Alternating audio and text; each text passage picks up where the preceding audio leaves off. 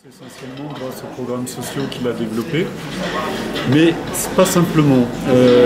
Il y a quelque chose d'assez amusant, enfin pour nous qui sommes européens, en particulier français, on n'est pas tant que ça habitués quand même à communiquer avec nos dirigeants sur le thème de l'affectif.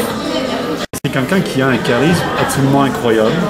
Moi j'étais au Brésil durant la période Lula. Et c'est pareil, j'ai été vraiment surpris et touché, honnêtement, de la manière dont cet homme parle. Ils ont une façon de s'exprimer, d'utiliser la télévision, voir un public dans une salle, une foule. Ils ont vraiment les mots qu'il faut pour les toucher, et en particulier les classes populaires.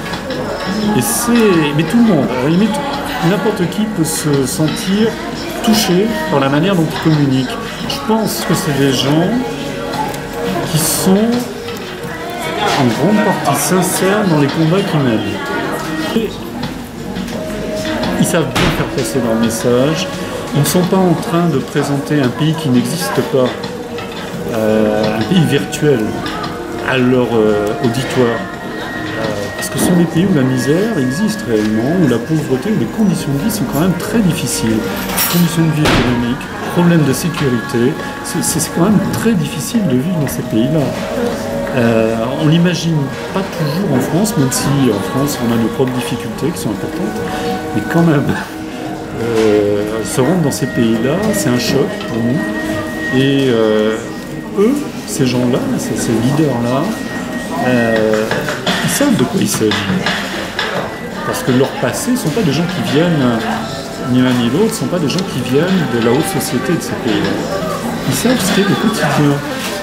Alors ils peuvent être extrêmement manipulateurs, et c'est toujours intéressant de voir ces discours justement pour comprendre un peu les mécanismes.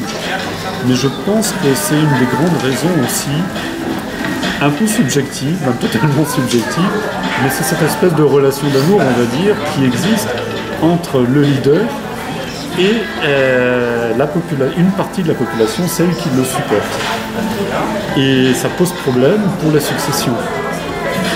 Je pense on voit bien aujourd'hui se dessiner des pistes de successeurs, mais donc il y a un appareil derrière. Donc la gestion peut continuer à être assurée. Par contre, le charisme de Chavez, il ne va pas être substituable du jour au lendemain. De même que Lula au Brésil, pour continuer le parallèle, n'a pas été remplacé par quelqu'un qui bénéficie d'un charisme similaire. Mais comme quoi la succession est aussi possible dans un système démocratique. Et le système demeure dans ces institutions démocratiques au Venezuela.